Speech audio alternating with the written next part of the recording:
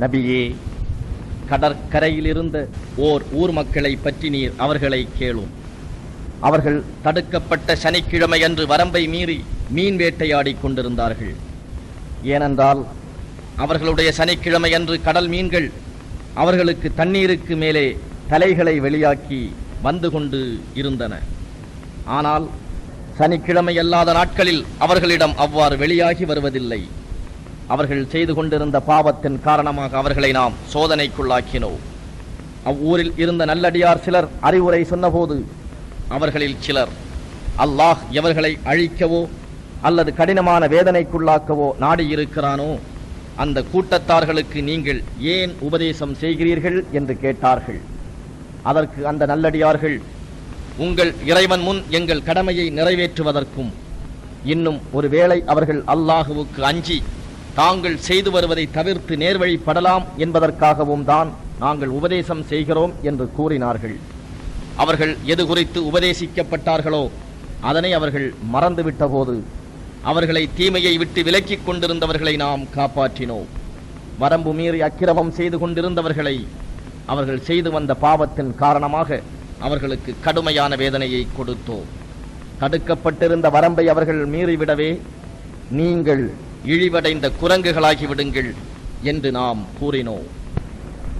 وَإِذْ تَأَذَّنَ رَبُّكَ لَيَبْعَثَنَّ عَلَيْهِمْ إِلَى يَوْمِ الْقِيَامَةِ مَنْ يَسُومُهُمْ سُوءَ الْعَذَابِ إِنَّ رَبَّكَ لَسَرِيعُ الْعِقَابِ وَإِنَّهُ لَغَفُورٌ رَحِيمٌ وَقَطَّعْنَاهُمْ فِي الْأَرْضِ أُمَمًا مِنْهُمُ الصَّالِحُونَ وَمِنْهُمْ دُونَ ذَلِكَ وَبَلَوْنَاهُمْ بِالْحَسَنَاتِ وَالسَّيِّئَاتِ لَعَلَّهُمْ يَرْجِعُونَ فَخَلَفَ مِنْ بَعْدِهِمْ خَلْفٌ وَرِثُوا الْكِتَابَ يَأْخُذُونَ عَرَضَ هَذَا الْأَدْنَى وَيَقُولُونَ سَيُغْفَرُ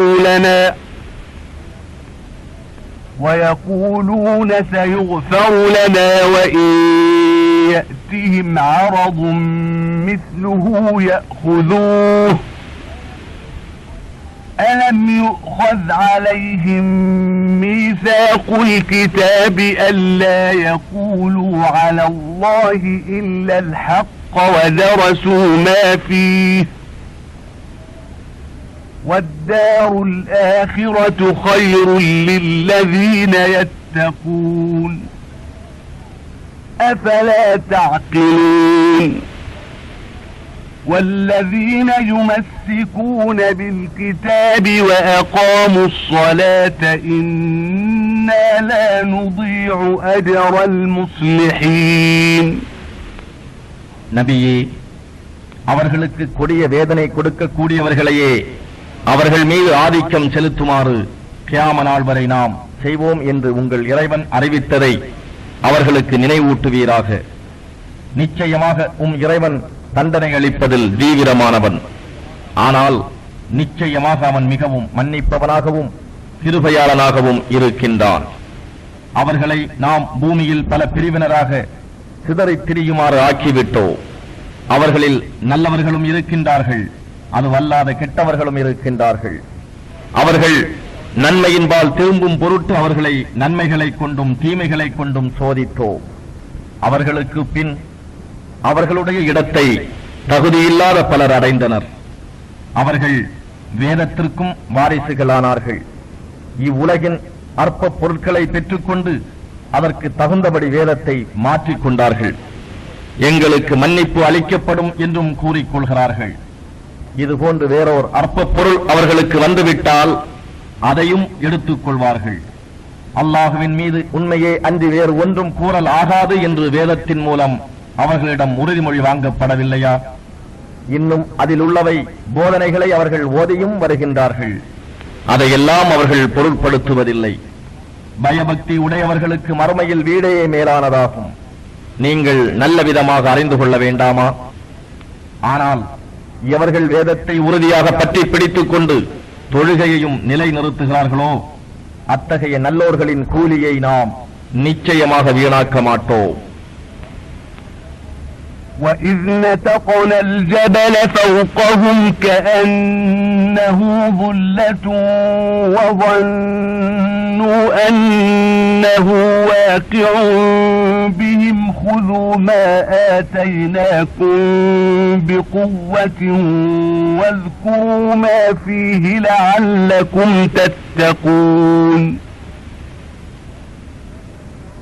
وَإِذْ أَخَذَ رَبُّكَ مِنْ بَنِي آدَمَ مِنْ ظُهُورِهِمْ ذُرِّيَّتَهُمْ وَأَشْهَدَهُمْ عَلَى أَنفُسِهِمْ أَلَسْتُ بِرَبِّكُمْ قَالُوا بَلَى شَهِدْنَا أَن تَقُولُوا يَوْمَ الْقِيَامَةِ إِنَّا كُنَّا عَنْ هَذَا غَافِلِينَ أَوْ تَقُولُوا إِنَّمَا أَشْرَكَ آبَاؤُنَا مِنْ قَبْلُ وَكُنَّا ذُرِّيَّةً مِنْ بَعْدِهِمْ أفتهلكنا بما فعل المبطلون وكذلك نفصل الآيات ولعلهم يرجعون. நாம் சினாய் மலையை அவர்களுக்கு மேல்முகட்டை போல் உயர்த்தினோம். அப்போது அவர்கள் அது தங்கள் மீது விழுந்து விடுமோ என்று எண்ணிய போது நாம் அவர்களை நோக்கி, நாம் உங்களுக்கு கொடுத்த வேதத்தை பலமாக பிடித்துக் கொள்ளுங்கள், அதில் உள்ளவற்றை சிந்தியுங்கள், நீங்கள் பயபக்தியுடையோர் ஆகலாம் என்று கூறினோம். உம் இறைவன் ஆதமுடைய மக்களின் முதுகளிலிருந்து அவர்களுடைய சந்ததிகளை வெளியாக்கி அவர்களை தங்களுக்கே சாட்சியாக வைத்து, நான் உங்களுடைய இறைவன் அல்லவா என்று கேட்டதற்கு அவர்கள் மெய்தான், நாங்கள் சாட்சி கூறுகிறோம் என்று கூறியதை அவர்களுக்கு நினைவூட்டுவீராக.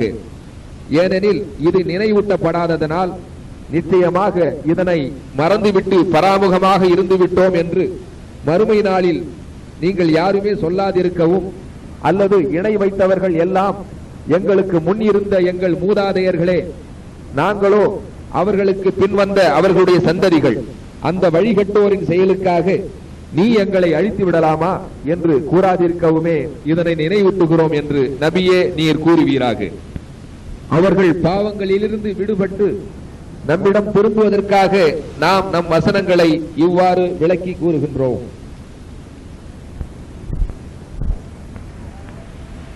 وَاتْلُ عَلَيْهِمْ نَبَأَ الَّذِي آتَيْنَاهُ آيَاتِنَا فَانسَلَخَ مِنْهَا فَأَتْبَعَهُ الشَّيْطَانُ فَكَانَ مِنَ الْغَاوِينَ وَلَوْ شِئْنَا لَرَفَعْنَاهُ بِهَا وَلَكِنَّهُ أَخْلَدَ إِلَى الْأَرْضِ وَاتَّبَعَ هَوَاهُ فَمَثَلُهُ كَمَثَلِ الْكَلْبِ إِن تَحْمِلْ عَلَيْهِ يَلْهَثْ أَوْ تَتْرُكْهُ يَلْهَث ذَلِكَ مَثَلُ الْقَوْمِ الَّذِينَ كَذَّبُوا بِآيَاتِنَا فَاقْصُصِ الْقَصَصَ لَعَلَّهُمْ يَتَفَكَّرُونَ. سَاءَ مَثَلًا الْقَوْمُ الَّذِينَ كَذَّبُوا بِآيَاتِنَا وَأَنفُسَهُمْ كَانُوا يَظْلِمُونَ. مَن يَهْدِ اللَّهُ فَهُوَ الْمُهْتَدِي وَمَن يُضْلِلْ فَأُولَئِكَ هُمُ الْخَاسِرُونَ. நபியே, நீர் அவர்களுக்கு ஒரு மனிதனுடைய வரலாற்றை ஓதி காட்டுவீராக. அவனுக்கு நாம் நம் அத்தாட்சிகளை கொடுத்திருந்தோம். எனினும் அவன் அவற்றை விட்டு முற்றிலும் நழுவிவிட்டான். அப்போது அவனை ஷைத்தான் பின்தொடர்ந்தான். அதனால் அவன் வழி தவறியவர்களில் ஒருவனாகிவிட்டான். நாம் நாடியிருந்தால் நம் அத்தாட்சிகளை கொண்டு அவனை உயர்த்தி இருப்போம். எனினும் அவன் இவ்வுலக வாழ்வையே சதமென மதித்து தன்னுடைய இச்சைகளையே பின்பற்றினான். அவனுக்கு உதாரணம் நாயை போன்று. அதை நீர் விரட்டினாலும் நாக்கை தொங்கவிடுகிறது, அல்லது அதை நீர் விட்டுவிட்டாலும் நாக்கை தொங்கவிடுகிறது. இதுவே நம் வசனங்களை பொய்யென கூறும் கூட்டத்தாருக்கு உதாரணமாகும். ஆகவே அவர்கள் சிந்தித்து நல்லுணர்வு பெறும் பொருட்டு இத்தகைய வரலாறுகளை கூறிக்கொண்டிருப்பீர்களாக, சொல்லி வருவீராக. நம்முடைய வசனங்களை பொய்யென கூறிய மக்களின் உதாரணம் மிகவும் கெட்டதாகும். அவர்கள் தமக்கு தாமே தீங்கிழைத்துக் கொண்டார்கள். அல்லாஹ் எவருக்கு நேர்வழி காட்டுகின்றானோ அவர் நேர்வழியை அடைந்தவராவார். யாரை தவறான வழியில் விட்டுவிட்டானோ அத்தகையவர்கள் முற்றிலும் நஷ்டம் அடைந்தவர்களே. وَلَقَدْ ذَرَأْنَا لِجَهَنَّمَ كَثِيرًا مِنَ الْجِنِّ وَالْإِنسِ لَهُمْ قُلُوبٌ لَا يَفْقَهُونَ بِهَا وَلَهُمْ أَعْيُنٌ لَا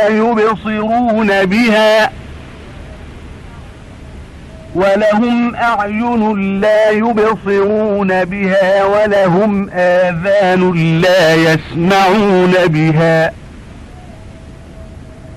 أولئك كالأنعام بل هم أضل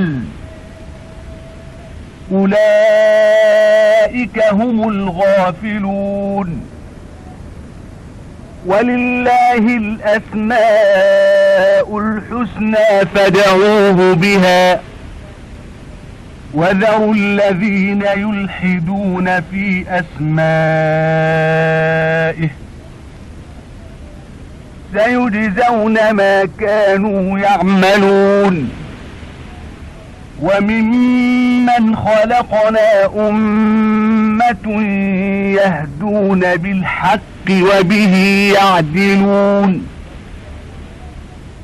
والذين كذبوا بآياتنا سنستدرجهم من حيث لا يعلمون وأملي لهم إن كيدي متين. நிச்சயமாக நாம் ஜின்களிலிருந்தும் மனிதர்களிலிருந்தும் அநேகரை நரகத்திற்கென்றே படைத்துள்ளோம். அவர்களுக்கு இருதயங்கள் இருக்கின்றன, ஆனால் அவற்றை கொண்டு அவர்கள் நல்லுணர்வு பெற மாட்டார்கள். அவர்களுக்கு கண்கள் உண்டு, ஆனால் அவற்றை கொண்டு அவர்கள் இறைவனின் அத்தாட்சிகளை பார்ப்பதில்லை. அவர்களுக்கு காதுகள் உண்டு, ஆனால் அவற்றை கொண்டு அவர்கள் நற்போதனையை கேட்க மாட்டார்கள். இத்தகையோர் மிருகங்களைப் போல் அவற்றை விட இன்னும் அதிகமாக வழிகேட்டில் இருக்கிறார்கள். இவர்கள்தான் நம் வசனங்களை அலட்சியம் செய்தவர்களாவார்கள். அல்லாஹுவுக்கு அழகிய திருநாமங்கள் இருக்கின்றன, அவற்றை கொண்டே நீங்கள் அவனை பிரார்த்தியுங்கள். அவனுடைய திருநாமங்களில் தவறு இழைப்போரை புறக்கணித்து விட்டுவிடுங்கள். அவர்களுடைய செயல்களுக்காக அவர்கள் தக்க கூலி கொடுக்கப்படுவார்கள். நாம் படைத்தவர்களில் ஒரு கூட்டத்தார் இருக்கின்றார்கள், அவர்கள் சத்திய வழியை காட்டுகிறார்கள், அதை கொண்டு நீதியும் செலுத்துகிறார்கள். எவர் நம் வசனங்களை பொய்யென கூறுகிறார்களோ அவர்களை படிப்படியாக அவர்கள் அறியாத வண்ணம் அழிவில் புகுத்தி விடுகிறோம். இவ்வுலகில் நான் அவர்களுக்கு அவகாசம் கொடுக்கின்றேன். நிச்சயமாக எனது திட்டம் மிகவும் உறுதியானது. أَوَلَمْ يَتَفَكَّرُوا مَا بِصَاحِبِهِمْ مِنْ جِنَّةٍ إِنْ هُوَ إِلَّا نَذِيرٌ مُبِينٌ أَوَلَمْ يَنْظُرُوا فِي مَلَكُوتِ السَّمَاوَاتِ وَالْأَرْضِ وَمَا خَلَقَ اللَّهُ مِنْ شَيْءٍ وَأَنْ عَسَى أَنْ يَكُونَ قَدِ اقْتَرَبَ أَجَلُهُمْ فَبِأَيِّ حَدِيثٍ بَعْدَهُ يُؤْمِنُونَ مَنْ يُضْلِلِ اللَّهُ فَلَا هَادِيَ لَهُ وَيَذَرُهُمْ فِي طُغْيَانِهِمْ يَعْمَهُونَ يَسْأَلُونَكَ عَنِ السَّاعَةِ أَيَّانَ مُرْسَاهَا قُلْ إِنَّمَا عِلْمُهَا عِندَ رَبِّي لا يجليها لوقتها إلا هو ثقلت في السماوات والأرض لا تأتيكم إلا بغتة يسألونك كأنك حفي عنها قل إنما علمها عند الله ولكن أكثر الناس لا يعلمون قل لا أملك لنفسي نفعا ولا ضرا إلا ما شاء الله ولو كنت أعلم الغيب لاستكثرت من الخير وما مسني السوء إن أنا إلا نذير وبشير لقوم يؤمنون. அவர்கள் சிந்திக்கவில்லையா? நம் தூதராகிய அவர்களுடைய தோழருக்கு எவ்வித பைத்தியமும் இல்லை. அவர் பகிரங்கமாக அச்சமூட்டி எச்சரிக்கை செய்பவரே அன்றி வேறில்லை. வானங்கள், பூமி இவற்றின் ஆட்சியையும் அல்லாஹ் படைத்திருக்கும் மற்ற பொருள்களையும் அவர்கள் நோட்டமிடவில்லையா? அவர்களுடைய மரண தமனை நெருங்கி இருக்கக்கூடும் என்பதையும் அவர்கள் சிந்திக்கவில்லையா? இவ்வேதத்திற்கு பின் என்ற விஷயத்தை தான் அவர்கள் ஈமான் கொள்ளப் போகிறார்கள். எவர்களை அல்லாஹ் தவறான வழியில் விட்டுவிடுகிறானோ அவர்களை நேரான வழியில் செலுத்த எவராலும் முடியாது. அவன் அவர்களை தவறான வழியிலேயே தத்தழியுமாறு விட்டு விடுகிறான். அவர்கள் உம்மிடம் இறுதி தீர்ப்பு நாள் எப்பொழுது வரும் என்று வினவுகிறார்கள். நீர் கூறும், அதன் அறிவு என் இறைவனிடத்தில் தான் இருக்கிறது. அது வரும் நேரத்தை அவனை தவிர வேறு எவரும் வெளிப்படுத்த இயலாது. அது வானங்களிலும் பூமியிலும் பெரும் பழுவான சம்பவமாக நிகழும். திடுகூறாக அது உங்களிடம் வரும். அதை முற்றிலும் அறிந்து கொண்டவராக உம்மை கருதியே அவர்கள் உம்மை கேட்கிறார்கள். அதன் அறிவு நிச்சயமாக அல்லாஹ்விடமே இருக்கின்றது. எனினும் மனிதர்களில் பெரும்பாலோர் அதை அறிய மாட்டார்கள் என்று கூறுவீராக. நபியே, நீர் கூறும், அல்லாஹ் நாடினால் அன்றினால் எனக்கே யாரொரு நன்மையோ அல்லது தீமையோ செய்து கொள்ள சக்தி இல்லாதவன். மறைந்திருப்பவற்றை நான் அறிபவனாக இருந்தால் நன்மைகளை அதிகமாக தேடிக் கொண்டிருப்பேன். அந்நிலையில் எவ்விதமான தீங்கும் என்னை தீண்டியிராது. நம்பிக்கை கொள்ளும் மக்களுக்கு நான் அச்சமூட்டி எச்சரிக்கை செய்பவனும் நன்மாராயம் கூறுபவனுமே அன்றி வேறில்லை. هو الذي خلقكم من نفس واحدة وجعل منها زوجها ليسكن إليها فلما تغشاها حملت حملا خفيفا فمرت به فلما أثقلت دعوا الله ربهما لئن آتيتنا صالحا لنكونن من الشاكرين فلما آتاهما صالحا جعلا له شركاء فيما آتاهما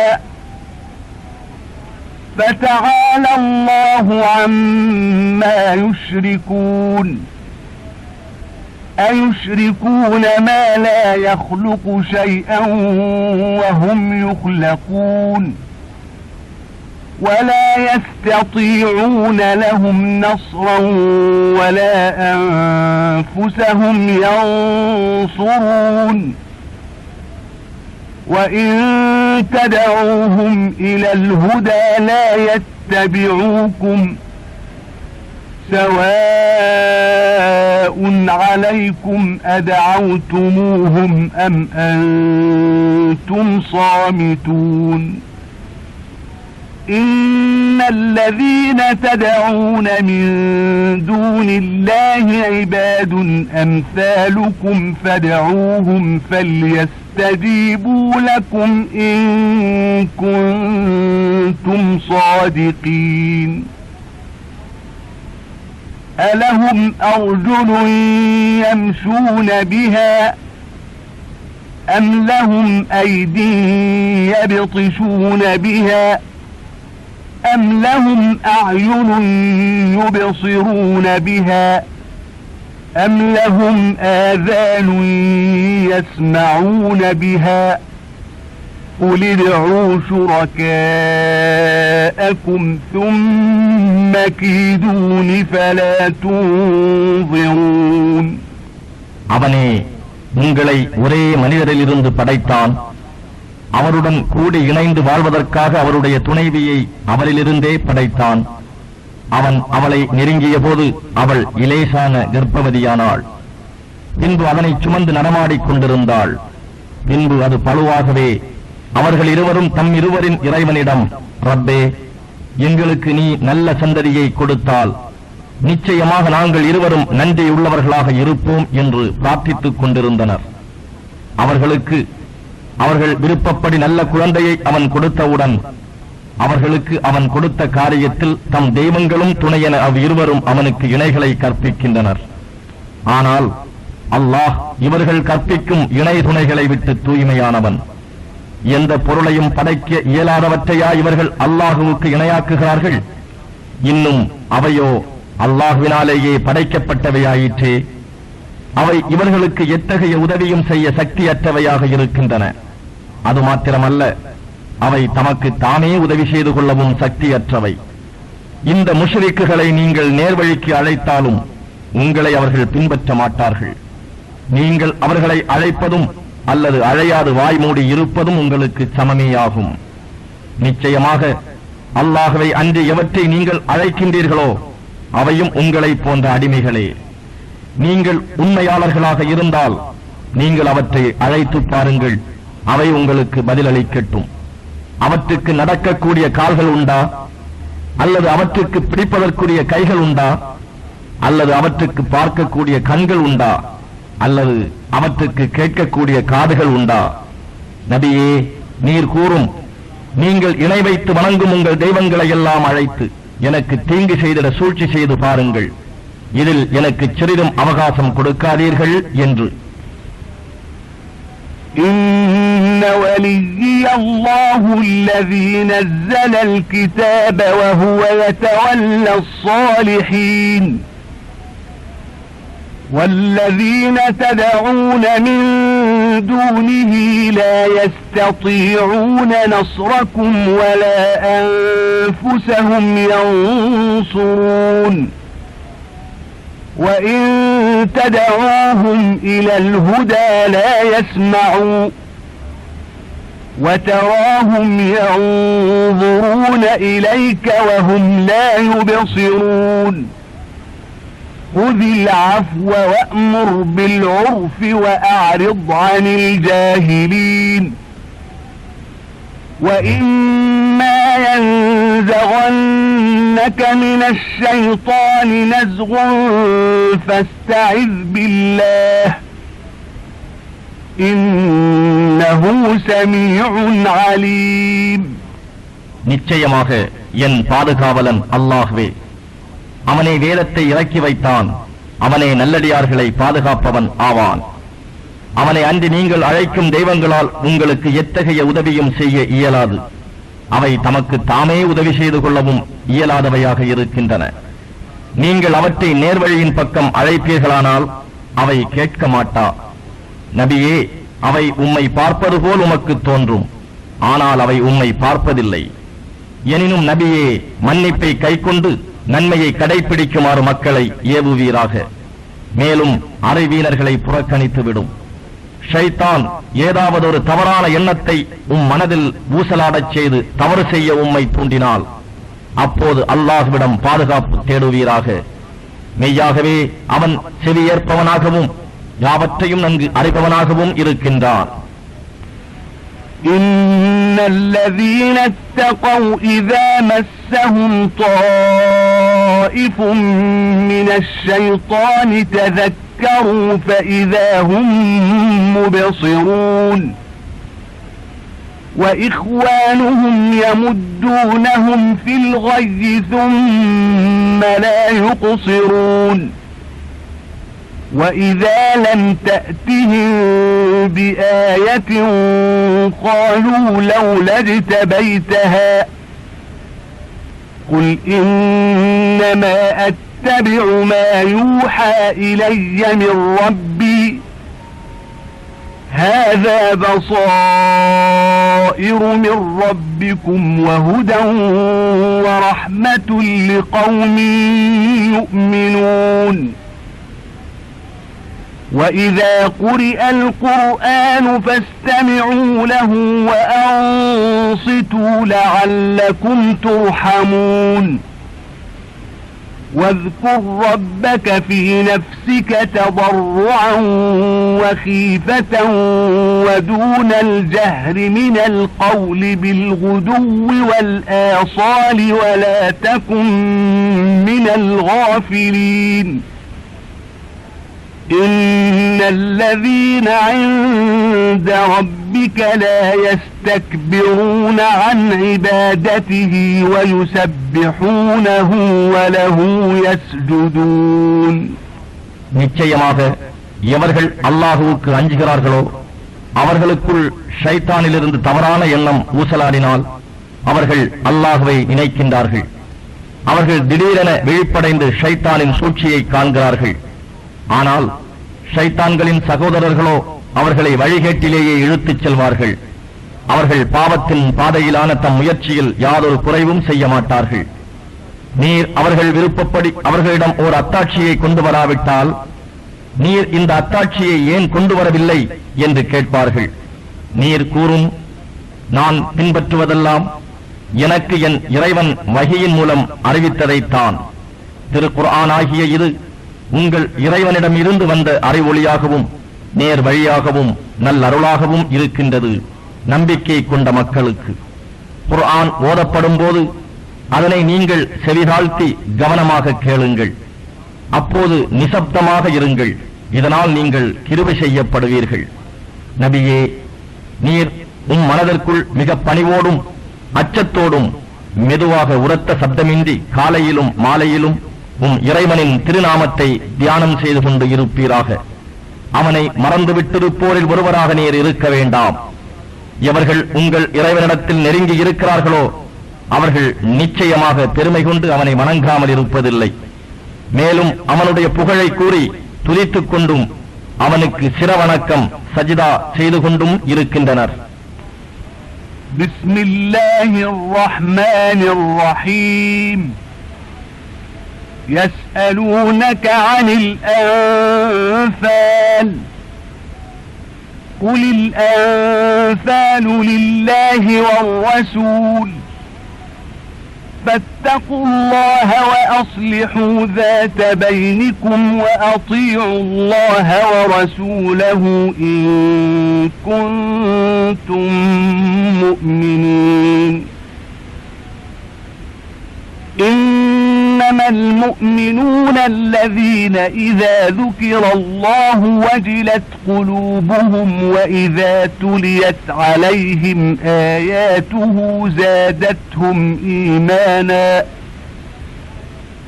وإذا تليت عليهم آياته زادتهم إيمانا وعلى ربهم يتوكلون. الذين يقيمون الصلاة ومما رزقناهم ينفقون أولئك هم المؤمنون حقا لهم درجات عند ربهم ومغفرة ورزق كريم. كما أخرجك ربك من بيتك بالحق وإن فريقا من المؤمنين لكارهون يجادلونك في الحق بعدما تبين كأنما يساقون إلى الموت وهم ينظرون. وإذ يعدكم الله إحدى الطائفتين أنها لكم وتودون أن غير ذات الشوكة تكون لكم وتودون أن غير ذات الشوكة تكون لكم ويريد الله أن يحق الحق بكلماته ويقطع دابر الكافرين ليحق الحق ويبطل الباطل ولو كره المجرمون. அளவற்ற அருளாளனும் நிகரற்ற அன்புடையோனுமாகிய அல்லாஹுவின் திருப்பெயரால் துவங்குகின்றேன். போரில் கிடைத்த வெற்றி பொருள் அன்பால்களை பற்றி உம்மிடம் அவர்கள் கேட்கிறார்கள்.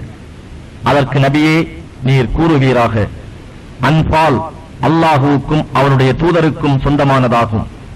ஆகவே அல்லாஹுவுக்கு அஞ்சிக் கொள்ளுங்கள், உங்களிடையே ஒழுங்குடன் நடந்து கொள்ளுங்கள். நீங்கள் மூமியன்களாக இருப்பின் அல்லாஹுவுக்கும் அவனுடைய தூதருக்கும் கீழ்ப்படியுங்கள்.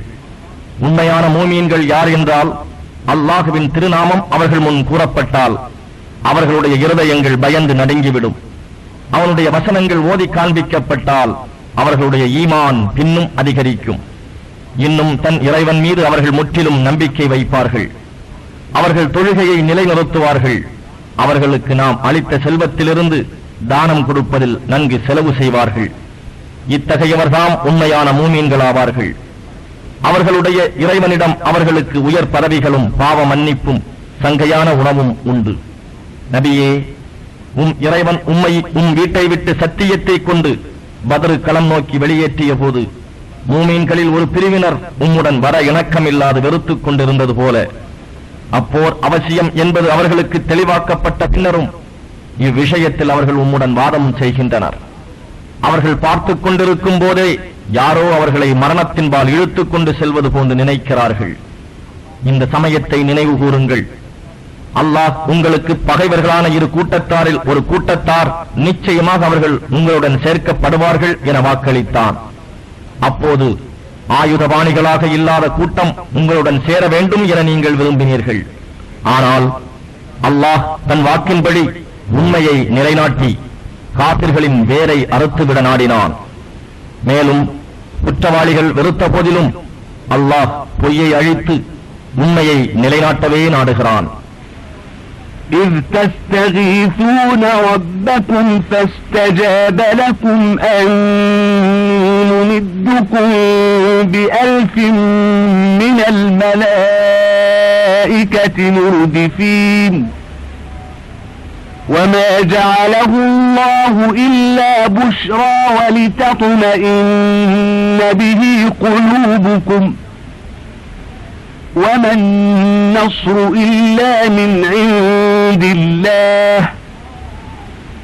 إن الله عزيز حكيم إذ يغشيكم النعاس أمنة منه وينزل عليكم من السماء ماء ليطهركم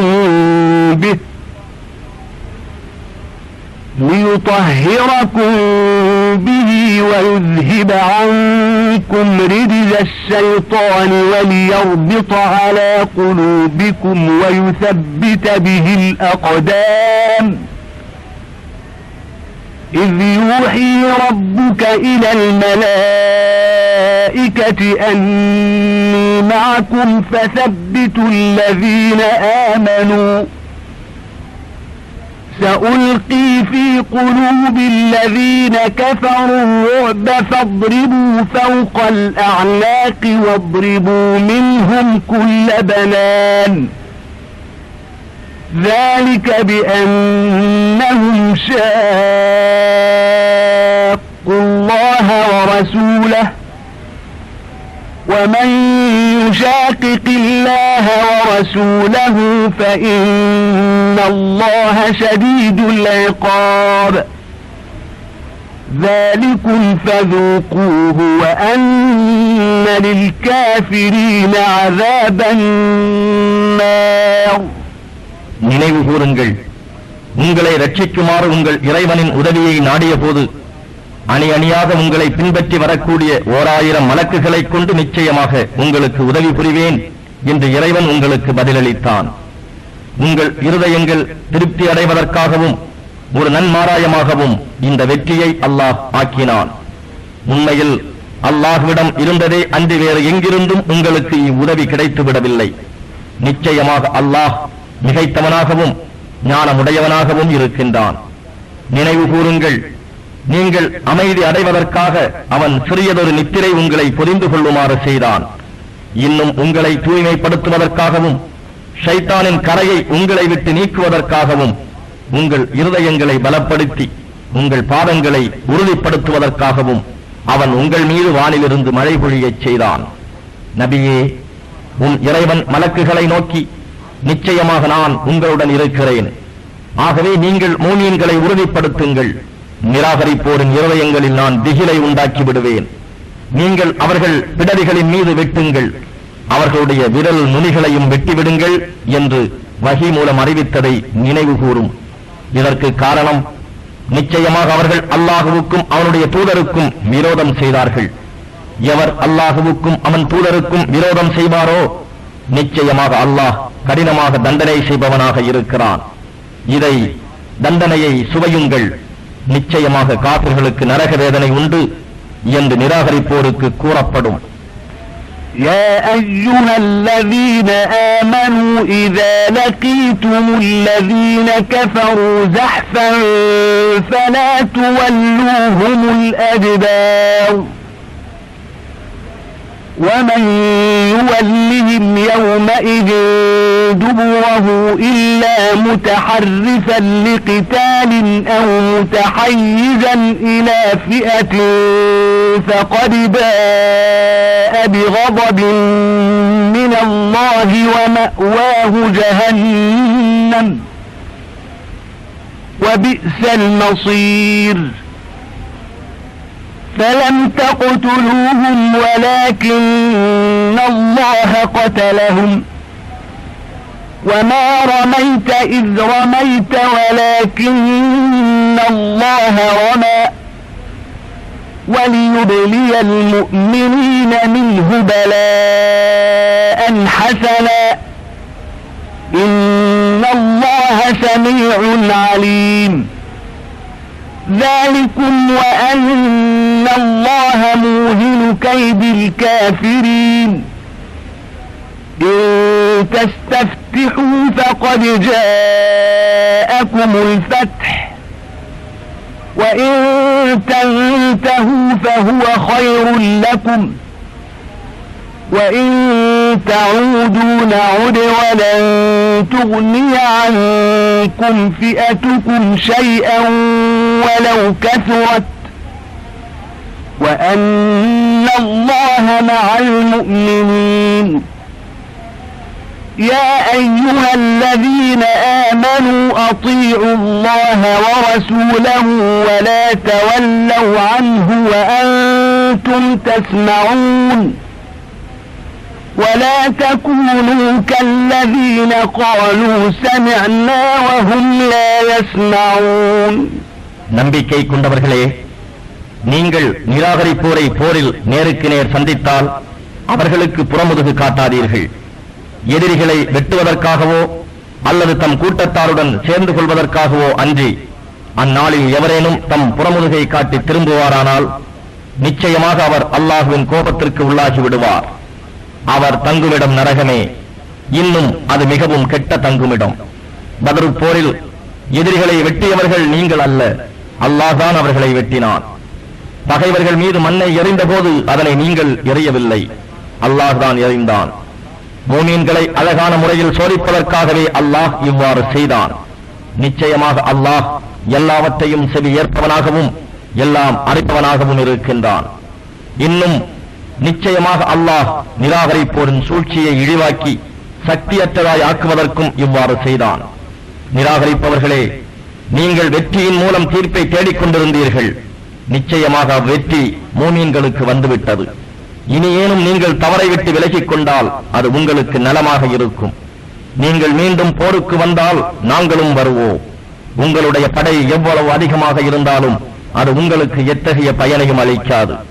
மெய்யாகவே அல்லாஹ் மூமீன்களோடுதான் இருக்கின்றான் என்று மூமீன்களை கூறிவிடுங்கள். மூமீன்களே, நீங்கள் அல்லாஹுவுக்கும் அவனுடைய தூதருக்கும் கீழ்ப்படியுங்கள். நம் வசனங்களை கேட்டு பின் அவற்றுக்கு கீழ்ப்படிவதிலிருந்து விலகிவிடாதீர்கள்.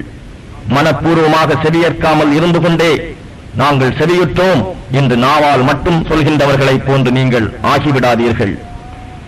إن شر الدواب عند الله الصم البكم الذين لا يعقلون ولو علم الله فيهم خيرا لأسمعهم ولو أسمعهم لتولوا وهم معرضون يا أيها الذين آمنوا استجيبوا لله وللرسول إذا دعاكم لما يحييكم واعلموا أن الله يحول بين المرء وقلبه وأنه إليه تحشرون واتقوا فتنة لا تصيبن الذين ظلموا منكم خاصة